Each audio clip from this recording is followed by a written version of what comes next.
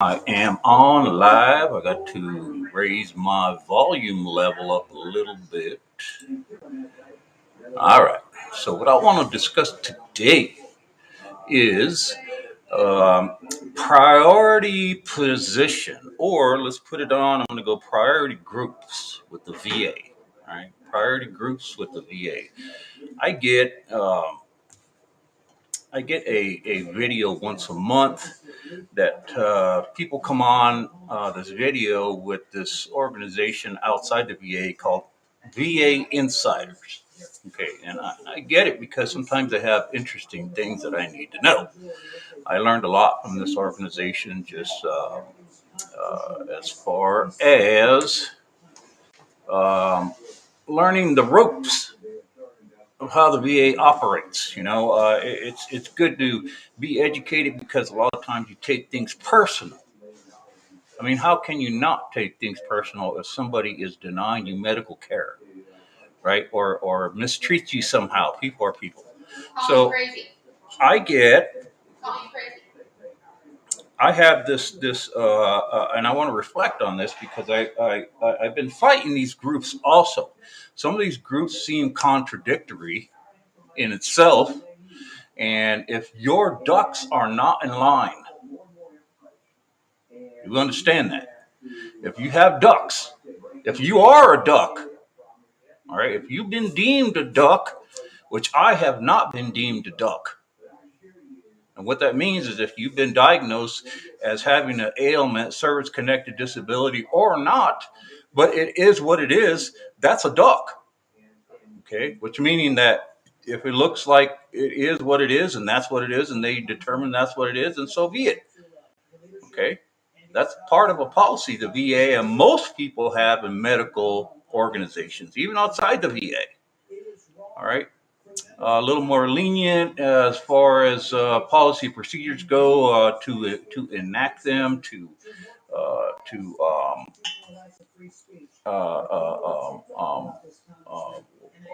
you call it to hold up those policies to apply those policies to their medical clients.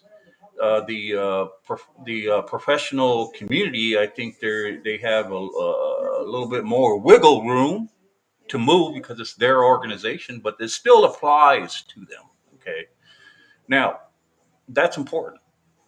That's important because you cannot get around that unless you have what it takes to be diagnosed as what it is. Okay, like for instance, if you have evidence, that's a big thing, right? I mean, if you don't have any evidence, it's very difficult to determine how you sustained that injury.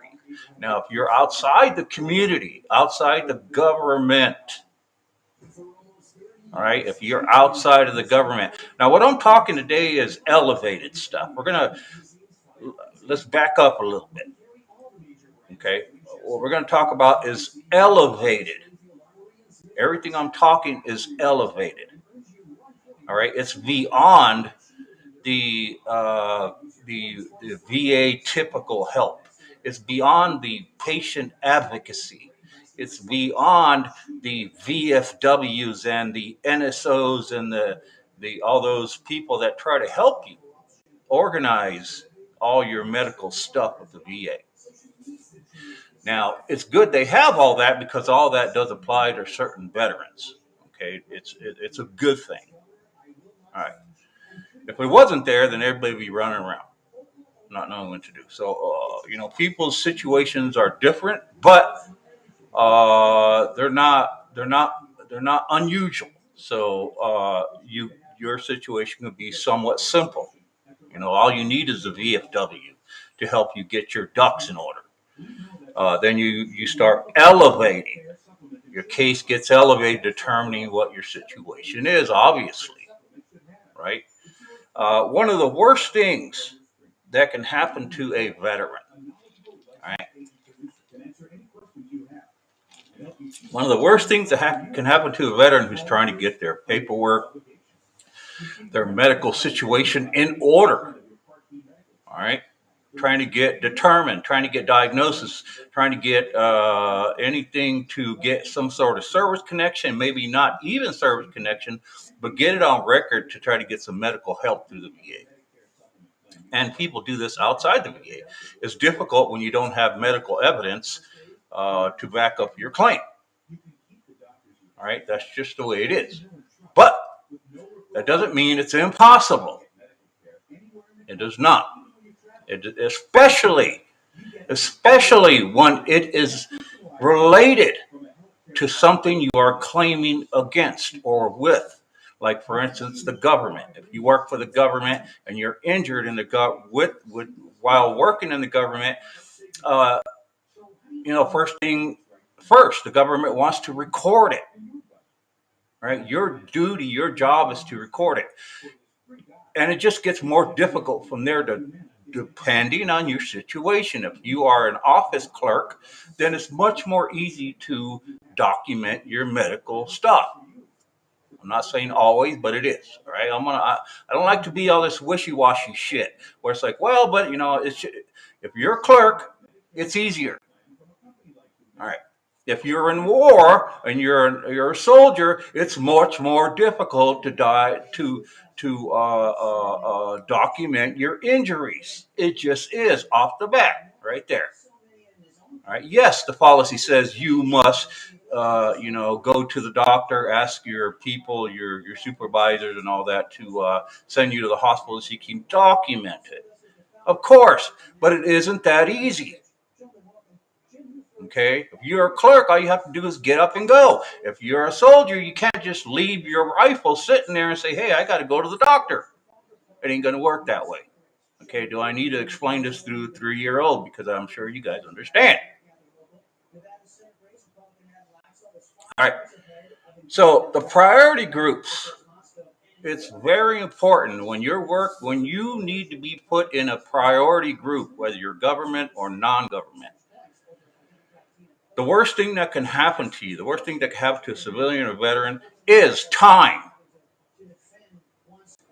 That's the worst thing that happens to you because there are lots of rules that say in fine print that you have so much time to file for something.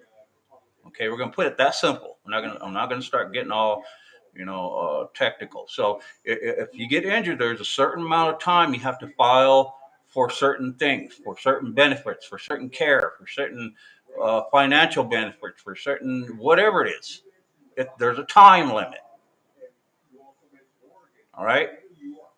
And so, as I said, in reflection, if you know, if your job is to file paperwork in any job, then it should be much more easier for you to take care of your medical situation. All right, because you're already doing it. All you have to do is make sure that this paper gets through you the right way. It's your own paperwork. All right, you're helping yourself with your priority group. People put you in a priority group. Okay, so now let's talk about the Veterans Health Administration, the government. Now, this is what I've been trying to do. Without knowing, there's a lot of people. I know I'm not the only one because it's already been proven. There's a organization called VA Insiders. Okay, they help veterans get through the process of starting to learn how to file for disability, file for a service connection, file for VA benefits, all the above. So when you're just getting started, we now have, and we've had for several years, but one of the big groups is called V is in Victor, VA Insiders Group. Okay, good group, fantastic group.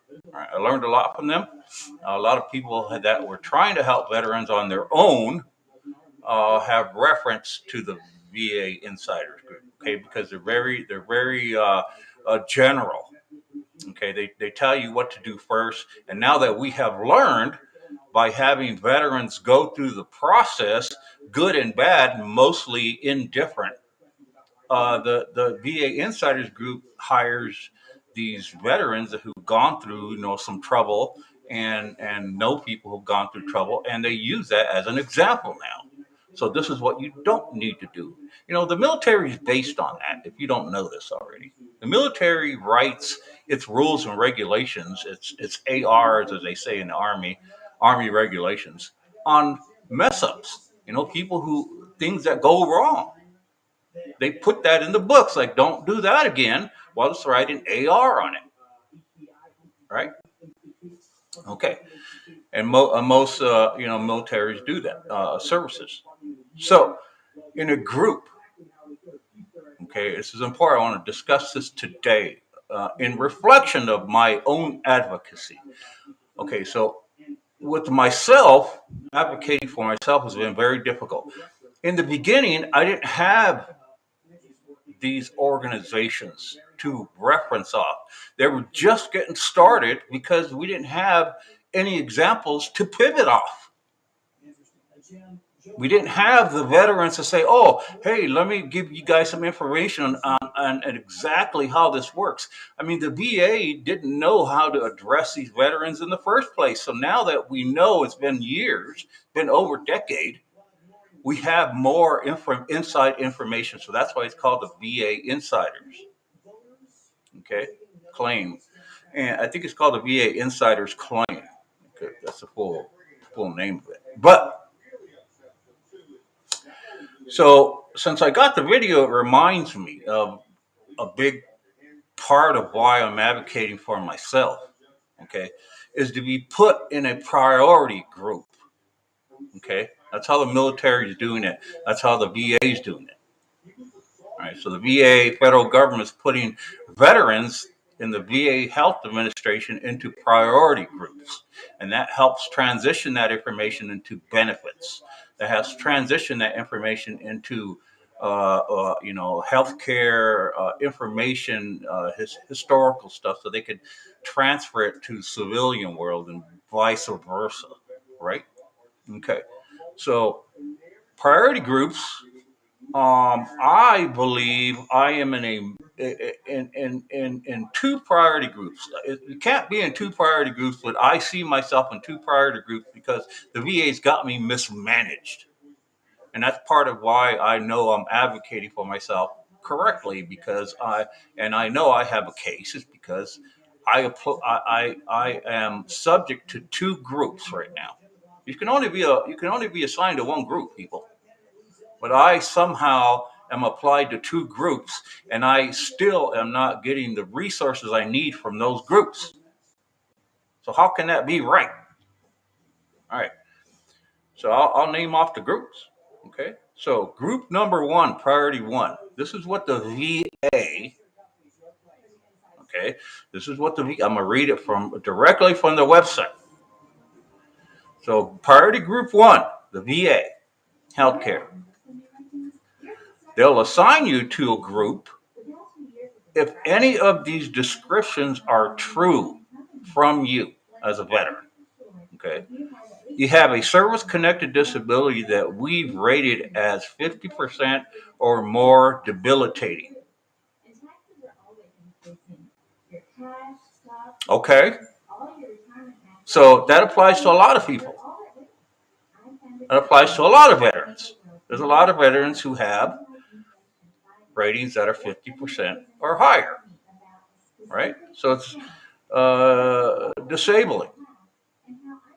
Or you have a service connected disability that we've concluded makes you unable to work, also called unemployable, or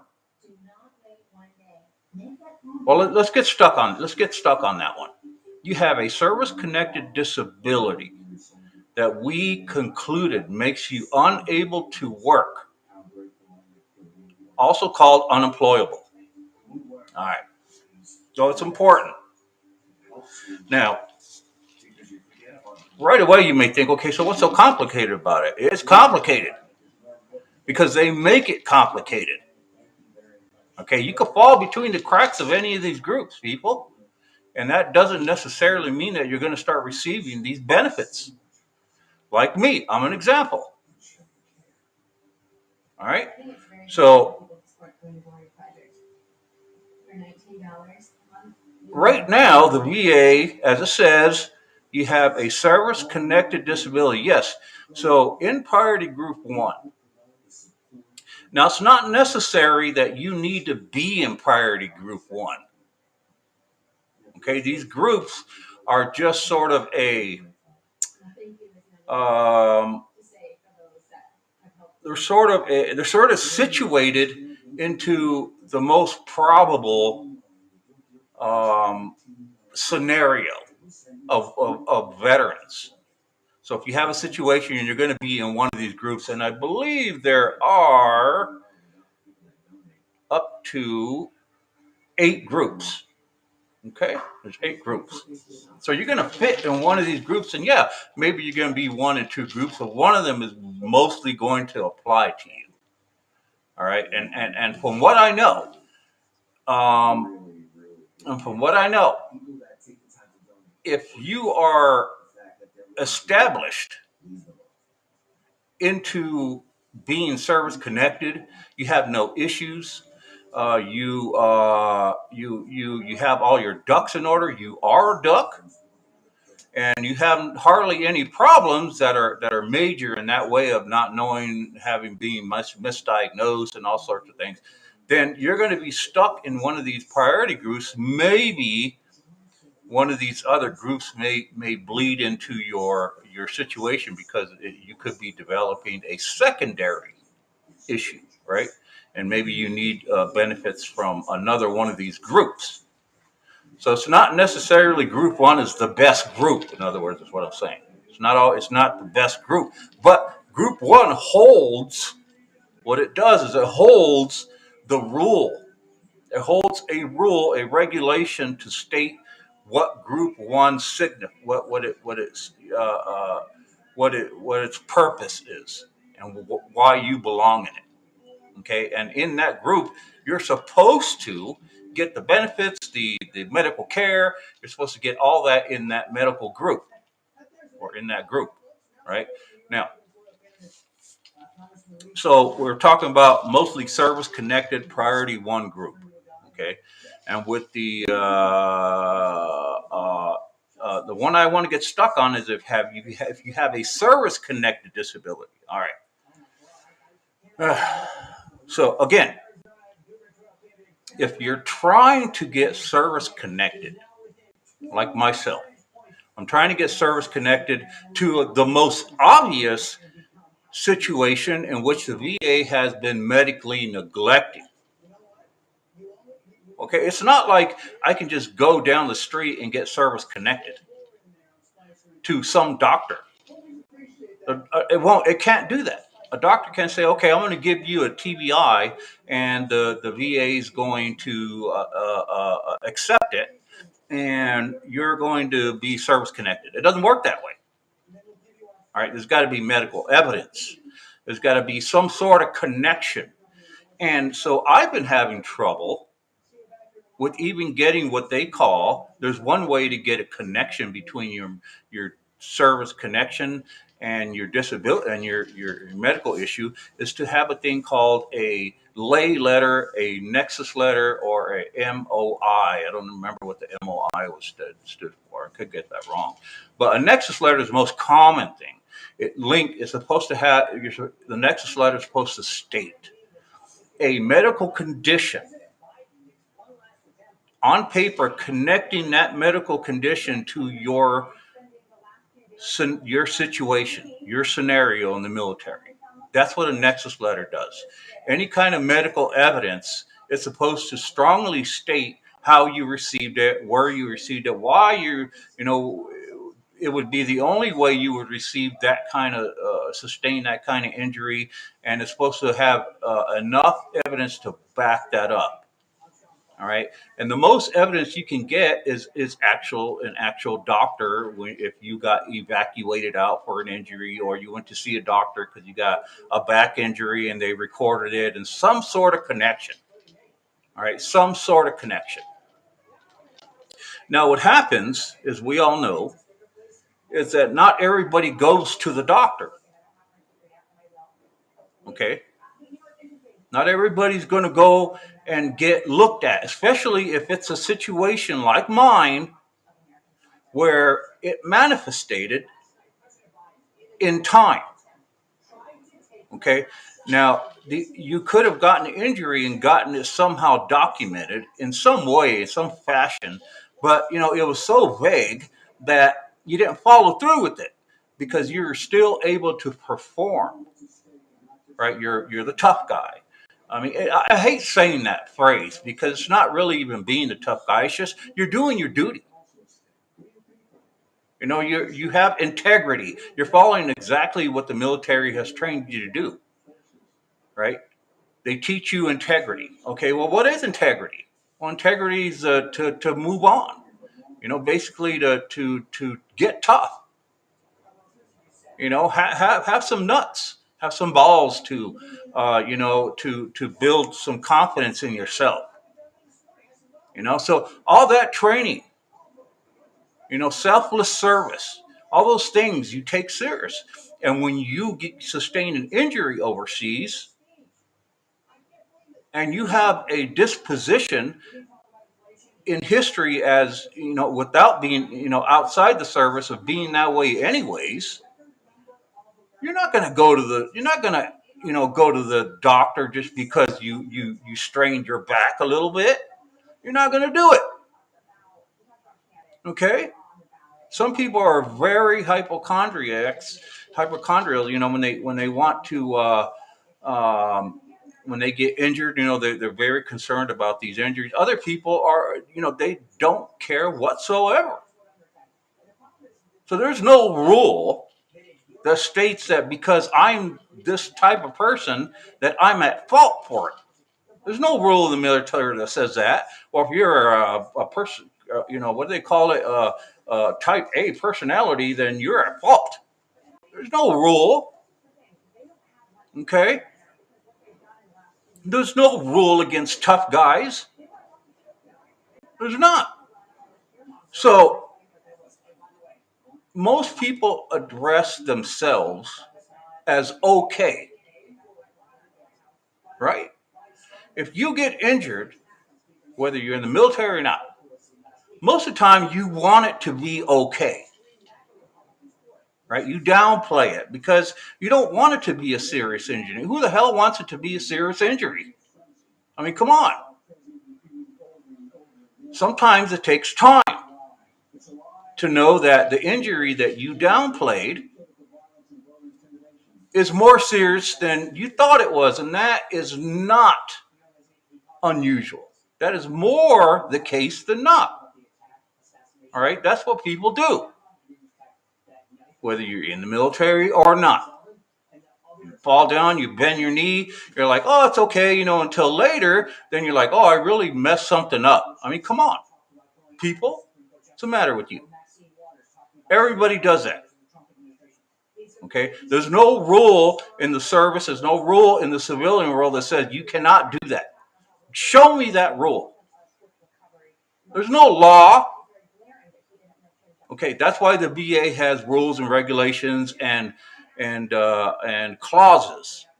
All right, they have clauses and things that apply to situations because they know that you just can't stop what you're doing in life and go to the doctor when you get a nick in the neck. It's just not going to happen. All right, you'll take care of it later if you're able to continue. If you're not, then you're SOL, man. Most of the time, right? So with priority groups, um, the VA will shove you in a priority group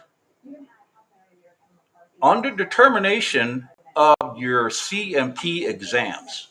Okay, if you have a comp a it's a compensation and pension exam. That's what CMP stands for.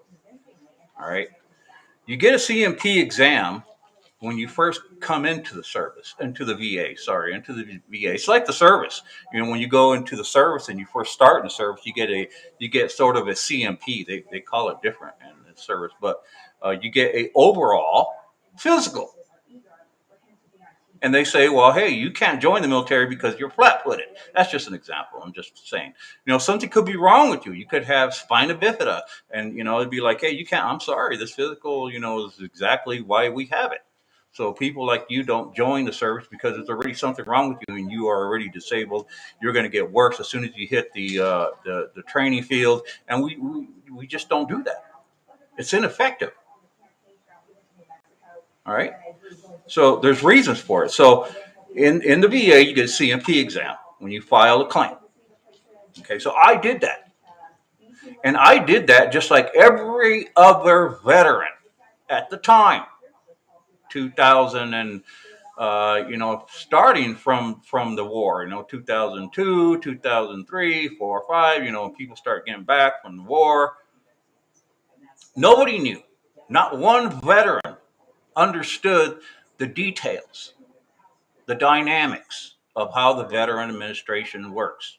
The Veteran Health Administration, the Veteran Benefit Administration, the VHA, any of the administration, nobody knew how it worked.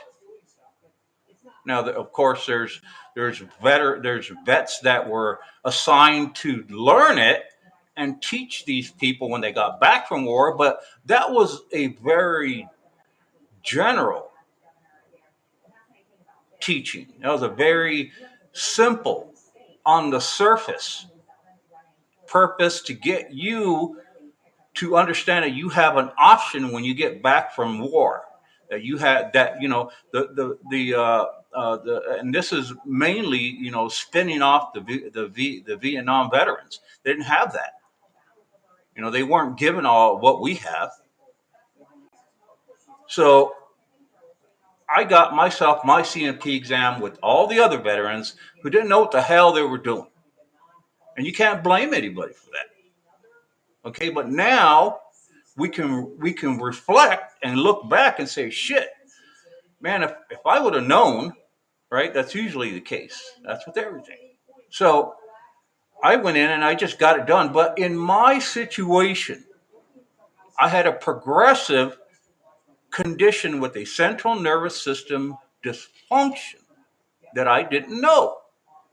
And no one knew. So I can't blame the VA in the beginning. I can't blame anybody. All I knew was that I had some medical issues. I didn't know the extent of them. I was able to function still. I just didn't know, you know, the details of the trouble that I was about to get into. If I would have known that, come on now, I would have taken care of that day one. Right? I would have said, oh, I need an extra letter. I need this. I need that. And so when I filed, it was a debacle with all the rest of the veterans. 2-3 year wait time. You know, I had no idea what the VA was. All that I knew about the VA was that the Vietnam veterans had a hard time with the VA. That's what I knew about the VA. It has a stigma, right? Oh, it was a lot. It was a lot more interesting than that. Now, was it? It sure is. So, priority group one. Uh, if you have a service-connected disability, well, that is one of the issues I'm having. All right. So, because of the people that I have already seen to try to get service connected, and I had a progressive disability that was overshadowed by a more serious back injury, that, you know, one of your injuries is always worse than the other. And so if you have multiple ones, and so, well, not always, but a lot of the times it is. And so, you know, it's not unusual, but this is part of the problem I'm having. It's like somebody can't figure this out. And you guys already know by past posts who have I already contacted. Nobody wants to follow through. Nobody wants to ask the questions that I need to tell them. in order to fix it, right? So this is an elevated situation already. Okay, a lot of the policies and procedures are going to be against me and against anybody that's in the same situation I am. It's elevated, all right, which means you're not the standard, all right. But in your mind and in my mind in the beginning, I'm thinking, out of a lot of the people that I had seen in the beginning, I can't even remember as many people as I seen. VFW, DVA, DAV. I mean, all sorts of folks. NSOs. That's National Service Officer. What's the other one? Yeah. I mean, I've gone everywhere. I've gone anywhere, everywhere, and they, oh, it's going to be all right. The VA is going to, they take care of that kind of stuff, and if you have a problem, they're going to forward that to and that's what you get. That's what you get. These people don't know either what's going to happen to you. The best they can do is say, yeah, it should be okay. But now we know that it's been a couple of decades, at least 2 decades, right? Close to it.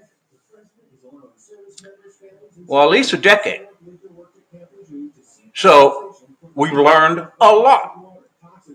I mean, we learned a lot. So this information that I have now, okay, is way advanced, and it's been in there for some time. It's been in there the time of the Vietnam vets. Some stuff have been adjusted, but nothing that's going to rock the boat. Okay, so and it's there for a reason. So priority group one, being service connected. So I'm still trying to get service connected for a TBI, which is actually a service connection and a diagnosis. Okay, it has to be diagnosed and service connected.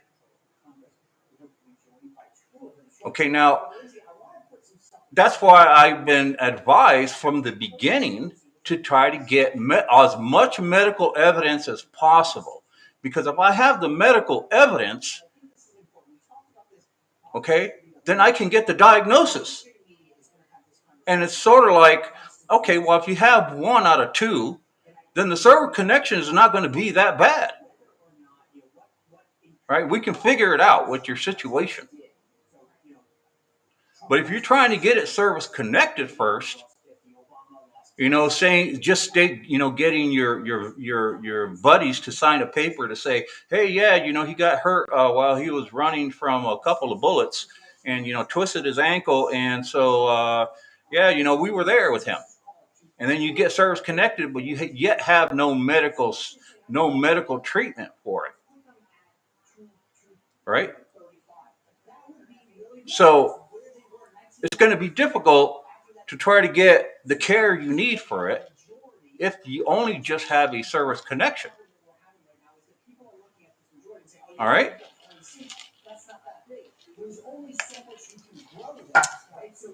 So, and then other things apply, like, was it combat related? Well, if it was combat related, what are the rules and regulations on that? Okay. So in one way, it's easier than the other. So I was advised to go get medical advice because they could see that I was progressing into something that was obvious. Okay. And if I have the medical, then they're going to say, well, yeah, there's a ton of medical on you, and that would only constitute the timing of it, which is the most important, as I said. What's the most important thing to myself and you guys as a veteran is time. It's got to be done in a timely manner. Okay, but if you don't have that opportunity to get it done in a timely manner, is it your fault? No, it is not your fault. Okay. If you are aware of it and it's been documented, it's still not your fault if it goes past it. But if it's something much more minor and you're not being deviated from, that time period, and you can get it done, then it's sort of a, it kind of is your fault in a way, but it still is does not prevent you from getting the care and benefits you need. All right, it could have some ramifications. Maybe you can I don't know if there's a possible. There's always got to be a possibility, a way of getting it resolved. All right. So in other words, if the military sent you a letter saying, "Hey, you need to get this toe injury situated before the 13th of October," because then they're going to blame you for it, is what I'm saying, and say, "Well, you didn't meet the time if you didn't go, and so you don't receive this benefit." Well, a lot of times there's a forgiving time, and they can say, "Well, okay," and then everybody comes up with an excuse, right? Well, I was having a baby, or I was my depression kicked in, and I couldn't see anything. I don't know. So, there's always something, right? So in the priority groups in the beginning, I wasn't put in a priority group. Okay, I was just given a rating like everybody else, and I could have been put in a priority group, but I was probably in the lowest priority group. That I didn't need much care, I didn't need much benefit. But when the VA puts you in there, they try to take into account, if there is going to be, if it is going to get a little worse, right? They're like, well, the back or the knee and so forth and so on, right? They do take into account a little bit that it will, and it might, but they have a rule for that, which is called secondary. If it caused more, then it's a secondary cause of that thing. Your back injury caused your neck to hurt now. That's a secondary condition from that. So, the VA does good in doing that. There's rules and regulations for that. Okay. So in my case, it didn't work out that way. So what I'm getting blamed for is not mentioning after I started to have paralysis, after I started to have motor dysfunction, I had doctors in the VA, people in the VA, after some time after claiming that I'm losing motor function, and I couldn't figure it out because, I didn't think that the injuries that I had sustained overseas would cause that. I just didn't. I just thought like, hey, well, there's no law saying I have to go to the hospital. I got hurt. I got a sustained an injury. I got up, and and it seemed to be fine. I was having some problems, but it wasn't anything that I could not deal with myself at the time, at hand. And when you deal with something at hand, you move on. That's how you win a war. Okay, there are no rules and political values for your words when you're in war. There are no, lines of limitation and all this crap when you have a rifle in your hand and the enemy's looking at you and you're looking at. There's no rule to you have to. Hey, pause. Hold on. I got to go to the doctor before I do anything because I have to deal with the VA later. Are you absurd? Come on now, people. So I sustained head injury, two head injuries. Okay. I thought I was fine, but it turned out to be a pretty severe head injury that was unique. It was specific. So that's what I'm saying. So in priority group, I'm still trying to get the disability for a TBI. So all the people that I've seen in the beginning of my VA claim with the CMP exam, I then started to have more paralysis, motor dysfunction. And I had people in the VA after I started to claim it and bitch about it. Well, you didn't start complaining and anything until you didn't start filing for, say, you had a TBI until you started having motor dysfunction. Well, shit. Well, what do you mean? I'm not supposed to say anything? Well, wait. Okay, so I'm having motor dysfunction, and oh, you know what? Shit, you know what? Those head injuries really messed me up, man. I'm not supposed to say that now that I'm having such a severe disability, motor dysfunction around my body. Now I just got to let it go because I should have said it before I knew what was happening. Are you absurd in your head? You got, man. You see that right there, people. That was coming from a doctor at the VA for me. I started to understand I was going to have a problem. I said, "Wait a minute. You're allowed to say that to me?" Like, wait, how would I know? How would I have known? You guys didn't know, and I didn't know. So why don't we cancel that and move on with what's going on with me now? Well, that's too difficult, people. That's way too difficult. Nobody knows how to deal with that but me. Well, if the VA didn't know that I had a fine motor dysfunction and it was overshadowed by a back surgery, which I received surgery for it, and then I started to have paralysis after the surgery because that was one of the things that uh, aggravated or sparked my nervous system dysfunction. It said, "Oh shit! Well, now you have a nervous system dysfunction that the body knew because I had surgery, and that was such a severe uh, um, impact on my nervous system that it started to have effect on the damage I had taken to my head in service." So no one knew. I didn't know, but how dare your professionality as a doctor say, "Well, you didn't, it's stated in my records. I have it. I have that record. Hey, you didn't say anything about no dysfunction until you actually started having it, until it started to happen." Well, yeah. I mean, come on, people, right? So then I was still trying to piece stuff together. I'm like, holy shit. So priority one group, I'm still trying to get the connection because it says that, and the VA is not going to apply unemployability to me or the service connection, so that kicks me out of priority one group. You see? You see the problem I'm having now?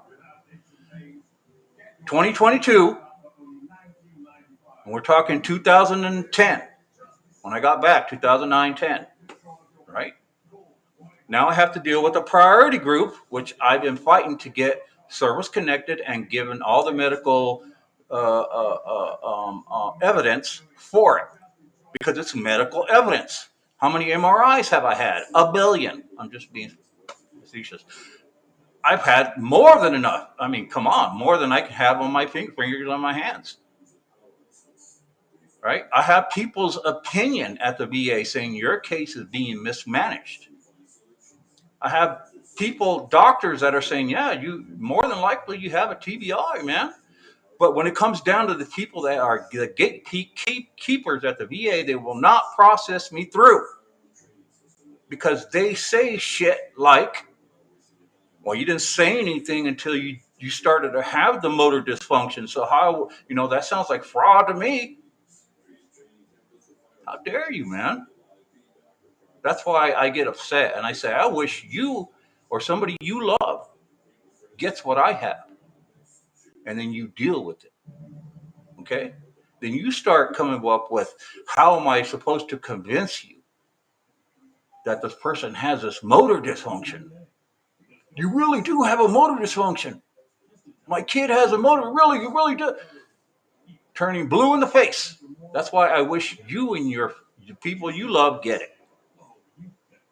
So you will understand. And that's the only way it's going to happen because I've been fighting it for 8 to 10 years. Tired of people looking at me in the wrong way. Okay, I ain't having it no more. So priority group one, the other way, so I don't have the diagnosis and I don't have the service connection to it, that kicks me out of priority one group, or you received a Medal of Honor, MOH. I barely received any awards while I was overseas. I was put in for I don't know how many. And I know at one point, I asked somebody, I don't know who it was, one of my sergeants or something. I said, "Hey, out of because people are saying, what would you like? Would you like I would do stuff over and above." And they say, "Would you like a meritorious award?" They put in these small awards for me. And at one point, I said, "Can I combine all these and ask for one?" It was a joke. Okay, so when I left the service, we were getting out of the war zone, I was given a AAM award, which is a achievement service award. Like it's a participation award, like you give to everybody. Oh, I'm gonna run a 5K. You give them a participation award just because they did it. So I was given a participation award for being in the war zone with all the ones that were supposed to be put in for me. Okay, and then some.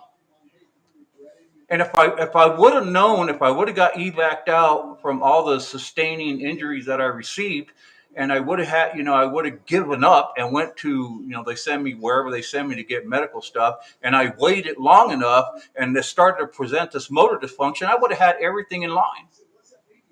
But that's not me. That wasn't my service.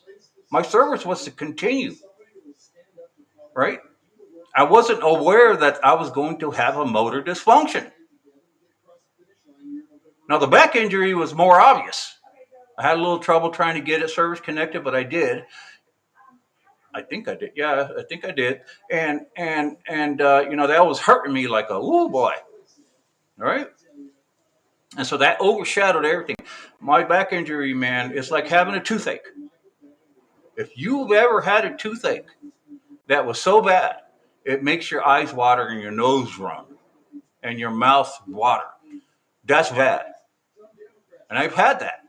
And so when something like that overshadows everything else, especially if you receive multiple injuries at one time in a very short period, I'm not talking like 6 months. Mine was within the same month or, within that time. How would you do that? Unless you're a football player, you're a race car driver, you're, whatever, you're a boxer, shit, man. So I have a situation that adds up to a TBI, but nobody wants to acknowledge that because the narrative is negative. Somebody has been pushing a negative. Well, doctors have been pushing this negative narrative of, in their infinite, professional opinion of me at the beginning, I didn't have any TBI, and I understood it. And I said, yeah, I completely understand. Back injury. Oh, I don't know what this paralysis. Yeah, okay, I understand that. I didn't understand either until it started to manifest much more serious. Then I thought, oh wait, shit. Hold on, hold the gas, put the brake on. I think what we have been talking about has elevated itself. Let's go back. But see, that can has already been kicked down the road way, way, way too long now. So now I'm in this situation where I'm in the fraud bucket, right? I'm in the situation where they're trying to figure out what the hell is going on with me. Like, oh yeah, when you're put in the fraud bucket medically, this is important. When you're put in the fraud bucket at the VA for trying to claim some injury that they think you didn't sustain, then everything else is medical opinion. Everything else is a medical evaluation They'll send you to go get 100 MRIs just to make you happy, even though they know that this can is being kicked down the road. They spend the money. They spend the money to try to shut you up, and eventually you're going to shut up. That's what's happening to me. That's what's happening to me.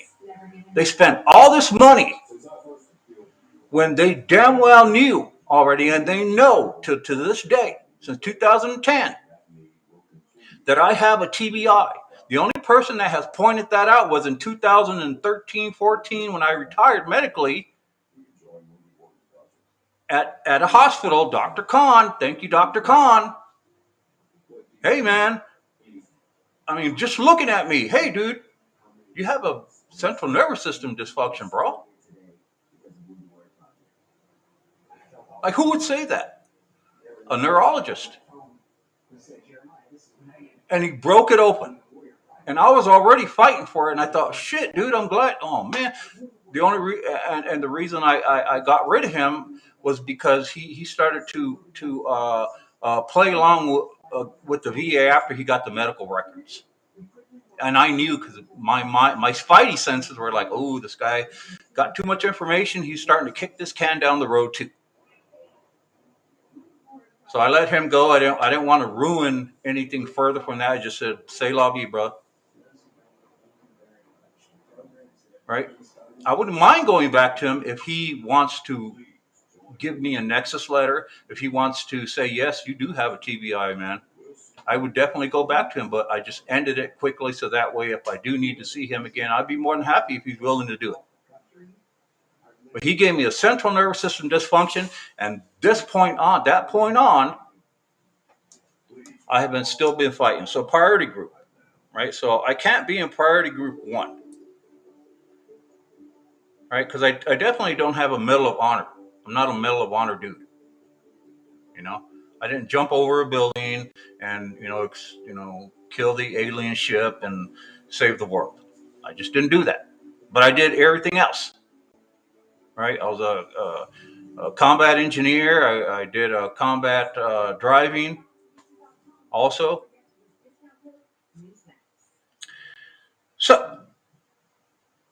So then I go to group priority 2. You'll be assigned to this group if you are rated 30% or 40% debilitating or disabling. Not debilitating, disabling. You see? I'm way past that. That doesn't apply to me at all. Priority group 3. You are a former prisoner of war. I feel like I am now. This doesn't apply to me. Right? But here's one where it sort of has me in there.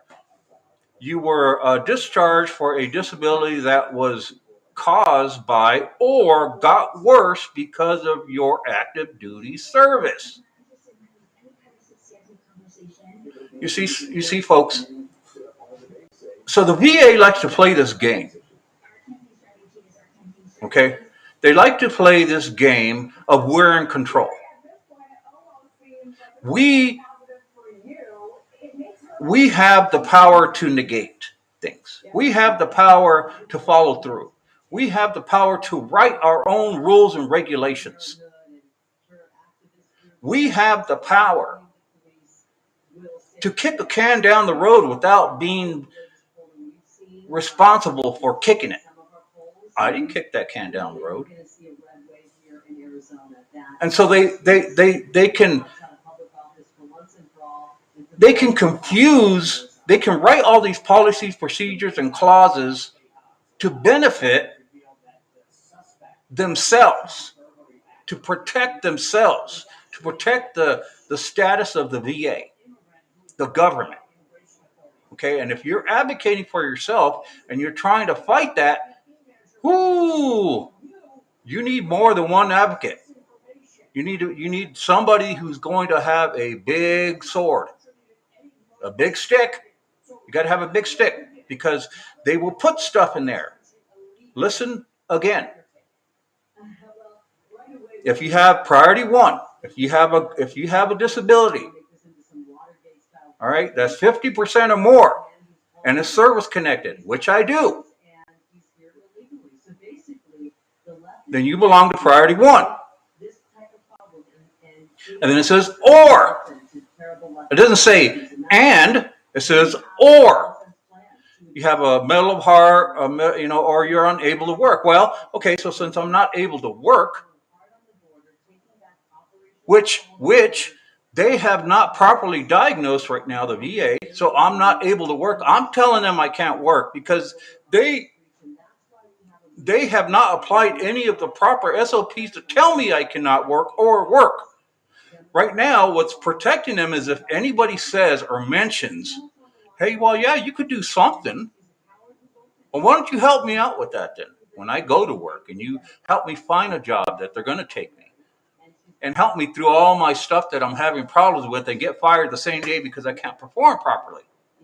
Do we have to go through that, or do you have a SOP and a clause to protect yourself from it and apply it to me? Well, I think they already have that, so they mix it in with other clauses and policies and procedures, so that way, at some point in time, they protect themselves and you are screwed.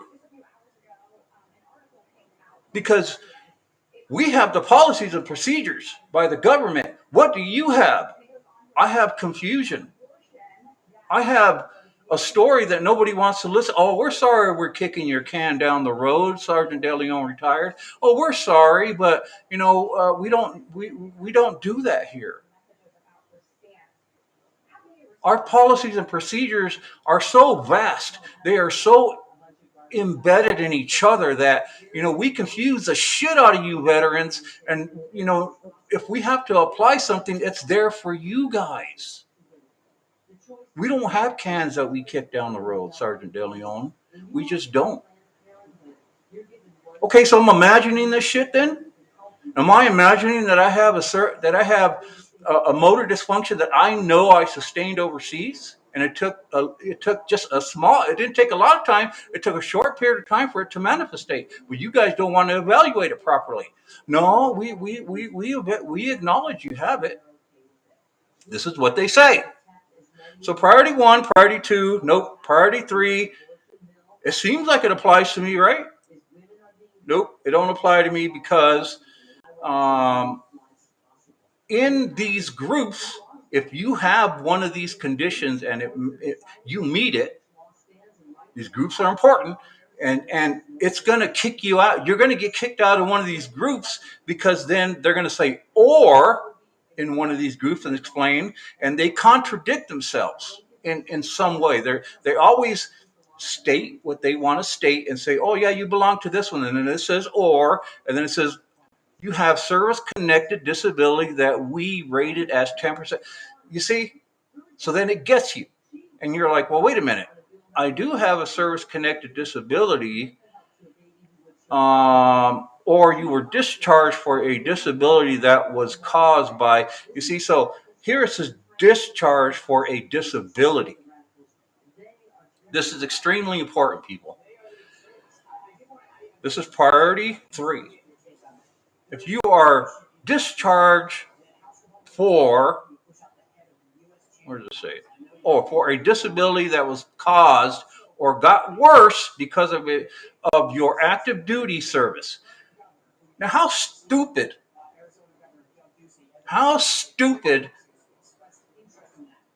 can this statement be? It applies to some people, but it doesn't apply to everybody. So then the VA has to work this out. So then they write another clause, and then they write another clause, and then they learn after a decade, so then they put in another clause. Instead of trying to absolve it, instead of trying to say, well, hey, we have individuals who have very unique situations. Let's see if these apply to them before we start changing the rules and regulations on them. So they were discharged with the disability. That's important.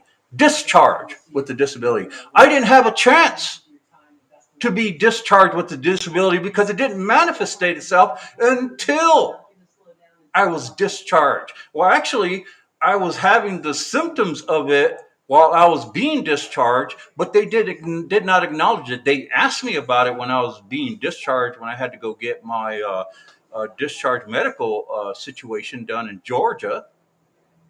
They said, "Well, you must have hit your head." And I said, "Yeah, but I didn't have any problems with it." Well, if it does, you can always come back. And with that information, people, that's what I got. They asked me when I was getting my medical evaluation in Georgia to get medically retired. Well, you must have hit your head.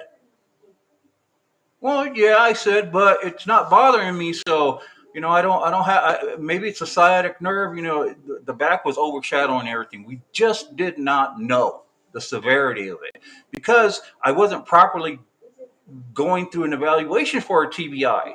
I didn't mention it as much while I was overseas. I did mention it, but I didn't mention it as much. So it wasn't documented. Nobody was really on it. So it's not a law, like I said, that we cannot do that. We don't have to go. I didn't have to go to the hospital if I was still performing. So I did say, well, it's a concern. It could be, let me take care of my back. We'll see if something happens. Okay. And I said, is that okay? Can I do that? And they said, yes. Well, I don't know how definite that yes is. I don't know. I don't write the rules and regulations for the government. So I go as what they say. If you give me that information, I'm going to go with it. So I went with it. So once I got discharged, I was not discharged with the TBI because I wasn't properly evaluated until it started to manifestate, and I'm still not being properly evaluated for it because a negative narrative has been created in my case where it's something else, and they keep sending me and sending me and sending me and sending me to go get evaluations to try to figure out, other than a TBI, which is the most obvious damn situation that you can conjure up and start to add up, because that's what it is. It's so obvious. I'm getting blue in my face. Hey, dude, I know what it is now. I know what happened. I didn't think that would happen, but that's why I didn't make a big fuss out of it. Okay. So priority 3, right? You got to be discharged with the disability. With the disability. Unless you're Sergeant De Leon retired and it manifestates a little bit later and you don't make a big deal out of it because you want to be Mr., hey, I'm okay. Let's just get me home. Let's just get me retired because I know that I'm not doing well. But I think I can take care of this if you guys can follow up with it later. Okay. Well, it was not that later. And that's the other part. How later do you want to be? It's not like I was in Vietnam and it was 20 years later. No, this is only a few months later. And then you were awarded a special classification, treatment, vocational rehabilitation crap. So I'm out of that group. Priority group 4. Okay. This is important because everything. Listen, people, everything that I have gotten, and I mean everything, not one thing has been given to me that I have not fought for through the VA. Priority group 4. Listen, you're receiving VA aid and attendance or household benefits. I am. I am. I was having problems. Priority 4, people. I was having problems with the VA contracting with this moronic. These people I cannot believe were worse than me. These old people coming to my house. I can't open this box. I can't open this to feed me. They were supposed to help feed me and do all sorts of stuff for me. They were worse than me. And when I complained, it was my fault. How absurd is that? So now they got rid of it, and now I do have the attendance. My wife is the person who takes care of me now here. So I get it. So do I belong to priority 4 group? Hold on a minute. Is it being recognized? No, it's not. I am now. I have. See how I'm in all these priority groups? I meet almost every priority group, almost. Except for ones that are like, oh, you have a Medal of Honor? No, dude. You have received a VA determination of being catastrophically disabled. Now, I have not properly been evaluated. So how can I be catastrophically disabled? I am, in my mind, no, not in my mind, hell with that. In my assessment, I am pretty close to being catastrophically um, disabled. The only reason I'm not being catastrophically disabled is because the narrative that's being pushed around with the VA right now on my case is that I can do things, but yet I am receiving the VA attendance and the household benefit because they know that I am right on the line of being catastrophically disabled. I mean, I think I have enough energy, but I just can't do stuff without that energy. If my energy has come down just a tad bit, I would be sitting in the chair all day and get all these dead sores and all this kind of stuff. But I have so much energy that it almost seems like I'm normal. The energy is deceiving. Okay, and I work on having energy because that's what God gave me. You can't blame me for having energy and being close to being catastrophic. I am what do you call it? I'm a miracle. You know, the VA wants people like me. They want people to try to beat their disability, who put so much effort into their disability that's like, hey man, that's awesome. But then I'm being chastised for it in this at the same time. Okay, so I don't meet priority group 4. Right, I'm not properly assessed by SOP to be catastrophically unable. So I don't meet priority group 4, but I do belong in there though, just like I do the other groups, some of the other groups so far. Priority group 5, you don't have a service connected disability. That is true. I do not have a service connected disability for a TBI because they refuse, the VA refuses. People say, no, we're not refusing. What would you call it then? We can play this game all day. We can play this game all freaking day. If you guys are not refusing to give me a service connection, it doesn't have to be TBI. I'm just not being service connected. Let's just start with that. The hell with the TBI. How about the service connection? It's your guys' rules and regulations. Why aren't you applying it to me? Well, because there's some confusion. Okay, so you are refusing. No, we're not refusing. We're just confused. Your job is not to be confused, VA. You have so much protection, so much rules and regulations that are governing the VA that shadow everything a veteran is supposed to be eligible for. They have no way of knowing where they belong. And you're going to tell me you're confused? Shit, no. Unconfuse the damn thing and give me what I deserve. Give me what it is. It's a duck. So I don't belong to group 4 now, but I am in group 4. What's going on, people? What's wrong? What's going on?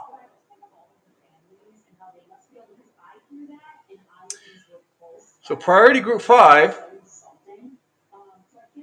service connected. I don't have the service connected. We established that already. And then there's one, service 5 is about your annual income if you don't. So some of the stuff doesn't apply to me, in which if I were to get properly evaluated for my benefits as well, because I'm at 100% already. But I am at 100% acknowledged for having a possible TBI and secondary conditions which are not ironclad in my record, and they're ignoring the TBI and the back injury. I believe just got service connected, and so they're with the PTSD. So they're trying to give me 100% disability and pawn me off by saying, "Look, you're receiving this. You're already receiving the money. Aren't you happy with that? Aren't you happy with not receiving any medical care to help you so you don't die in the next whenever because you have a TBI and possible your the possibility is for a stroke for you is like 99% because we don't want to evaluate your TBI, and that's exactly what's causing all your secondary conditions, you idiot. But they don't want to do that because somebody's wrong, right? But the military and the federal government will never take they'll never take the blame for it because there's so many rules and regulation and clauses that they blend in together, and there's no way possible that they are to blame. There's no way. So I don't meet group 5. How about group 6? What do you think? We may assign you to group 6, the VA says, if you have a compensatable service connected disability that we've rated at 0 disability, or you were exposed to ionizing radiation, or you have participated in project and they have the stuff and you participated. So I don't belong to priority group 6, which I don't know. I was dealing with radio frequencies, which were it can cause cancer in these radio block, the block radio waves, and we drove all through Iraq from Kuwait to almost the Syrian border with all the smoke coming from the bases coming in our truck, and how would I know? Because I wasn't properly diagnosed with the TBI. That's why. So which one should I fight for? Should I fight for a TBI or should I fight for having to breathe in all this shit through all the missions we've done in Iraq that the smoke goes all over the country, not to mention all the damn oil and stuff? Well, which one would you rather give me? You rather give me the smoke thing, Baron, ruin my central nervous system? That's why you don't have a TBI. But you do have a motor dysfunction. So what do we call that? Well, it still falls under a brain injury. Maybe it affected your brain. Now your brain's not operating right, man. That's sustaining an injury. But I did hit my head though twice with that. Oh no, we don't want to hear about no head injury.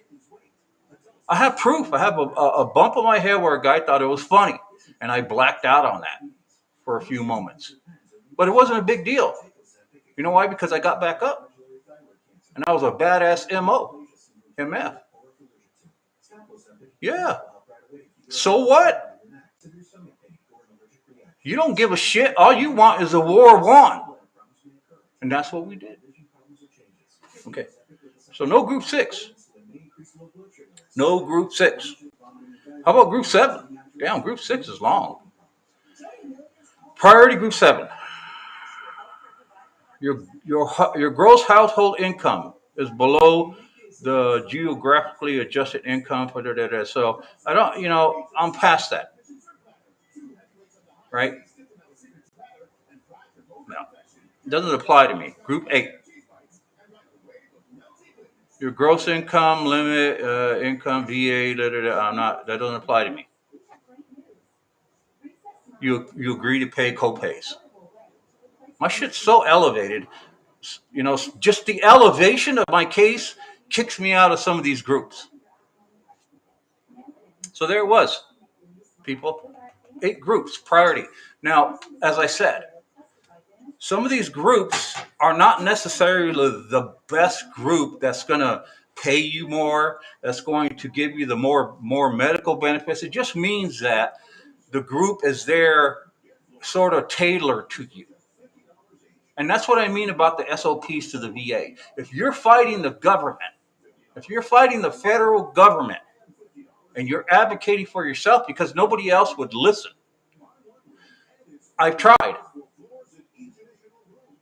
Okay, it's not my job to convince somebody with all these policies and procedures that I have a TBI just because you want to apply the policies and procedures and ignore me and kick that narrative down the road saying I don't have it because you disagree with it as a employee to the VA.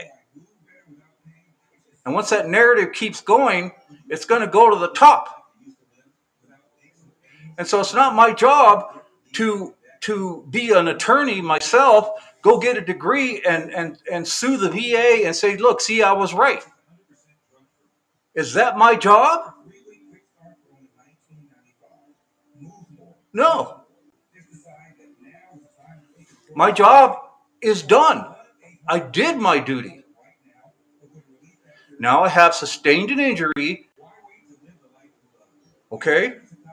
That's the key. I sustained 2 injuries. I do have proof of it. I have some vague proof of it being a TBI. I have more proof of it being a back injury. But within the time frame of all this happening, who's more sensible now? The federal government or me?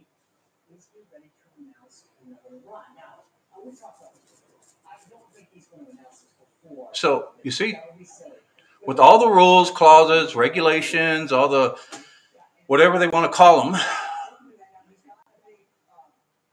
they are protecting themselves, whether they know it or not. And most people don't even know it. All they know is that if they disagree, there's a clause in there they can support that says, look, I did the best I can as a doctor, and I'm going to leave it alone and leave it up to the government to make a decision. The veteran's fucked. Even though he has a severe disability, which almost catastrophic. Are you guys not getting that? Severe. It's not a minor disability. Again, the only way you're going to learn is if you or your family members get it. And then you will understand what my disability is. But until then, no one gives a shit. I called everybody. Been bitching for 8 to 10 years about it. It's time, people. It's time. All right? And I'm going to get somebody to take care of it. And that's the way it's going to roll from here on out. All right?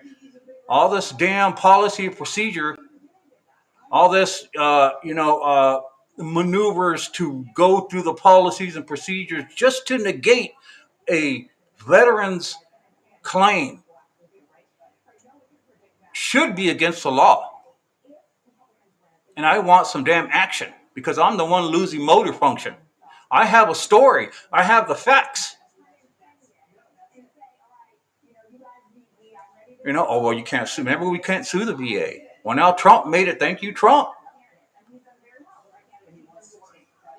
Right? But now they're making it hard to sue the VA again. There's more clauses that go in. Yeah, but if, you're over the 2 years, you're over the 3 years, it's like 2 years. If you have a manifestation and that manifestation goes past the 2 years, when you file for insurance claim to say you are missing now limb or life or limb, and you pass that time frame, you're SOL. You can't apply for it. I didn't have the opportunity to apply for it. Everybody was misleading me, and the manifestation wasn't being properly evaluated. So how the hell am I supposed to apply for it? When people are telling me, oh, you can't do this, you can't do that. You can do this, but you can't do, let's just do this. Because they were all professionals. And whether that can was this big or the can was this small, everybody was involved in it, whether you knew it or not. And the only people that really gave a shit was somebody like Dr. Khan, who actually gave me a leg to stand on, which I don't. And said, you have a central nervous system, because how can a doctor not see that? How can they not? You're like, dude, let me see your, oh shit, dude, you got a central nervous system dysfunction, and I said, well, I hit my head, I got, oh, well, yeah, that's it, man. But, let me double check. And so after I told you the story, and after he got with the VA, because that's where all my medical records are,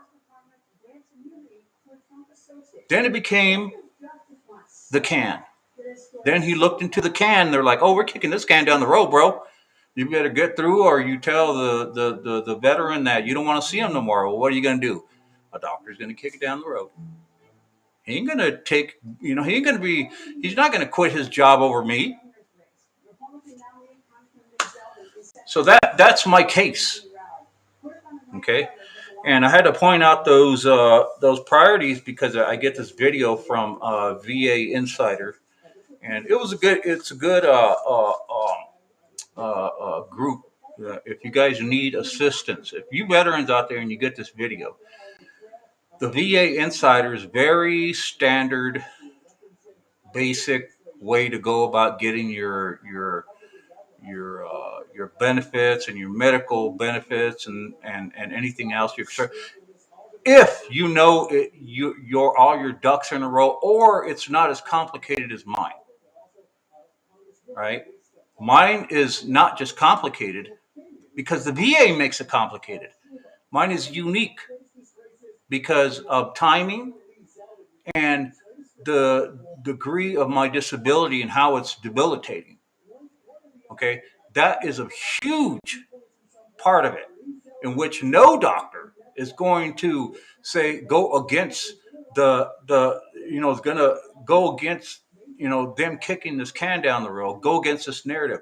Everybody's pushing one way. They're not going to push against it. They're going to go with it. They're going to go along to get along. But you know who suffers? That's right. You know who suffers? You do. Right? And the closer and closer and closer it gets for me to and the people I'm trying to work with to make a determination, the worse it's going to get for that organization, because I'm not giving up on it. All right, how can I freaking give up on a motor dysfunction that's killing me? How do you give up on that? Well, I know a lot of people that give up. Kicking the can down the road is part of it. I don't give up. Have you ever met somebody? Well, you see one now.